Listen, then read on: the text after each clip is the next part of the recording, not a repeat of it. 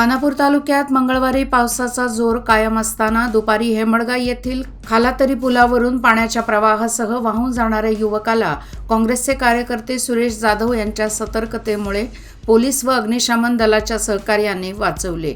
मंगळवारी या परिसरात पावसाने जोर धरला होता। तालुक्यात बऱ्याच ठिकाणी पाणी आल्याने येण्या-जाण्याचे मार्ग बंद झाले होते। गोवा-बेळगाव मार्गावर पाणी आले होते। यावेळी बेळगाव भारतनगर येथील विनायक जाधव हा युवक गोवावरून बेळगावला येताना पुलावरील पाण्याचा त्याला अंदाज आला नाही, त्यामुळे ते वाहून जाऊ लागले। त्यावेळी जवळच्या झाडाचा आधार त्यांनी घेतला होता। काँग्रेस कार्यकर्ते सुरेश जाधव यांना हे माहिती मिळताच त्यांनी तात्काळ कार्यकर्त्यांच्या व अग्निशमन जवानांना बोलावून दोरीच्या सहाय्याने त्यांचे प्राण वाचवले आहेत।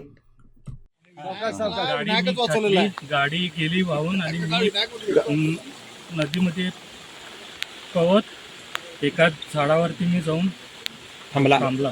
मग कसं तुम्ही लोकांना कोण सांगितलं? मग इथून आरडाओरडा मी जोरात मी करत होतो, त्यापासून 3 मुलांनी मला बघितले।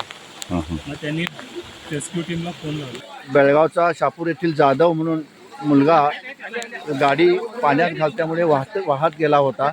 त्यावेळी रेस्क्यू टीमला समजल्यानंतर आज जाऊन त्यांना दोरीसह बाहेर आणलं। याबद्दल एका माणसाचं जीवदान त्यांनी दिलेलं आहे। या ठिकाणी उपस्थित आहेत। मला अचानक एक फोन आला की असं हालात्री नाल्यामध्ये एका माणूस वाहून गेलेला आहे आणि ती बातमी समजल्याबरोबर आम्ही ताबडतोब तिथून गाडी घेऊन त्या हालात्री नाल्यावर पोचलो।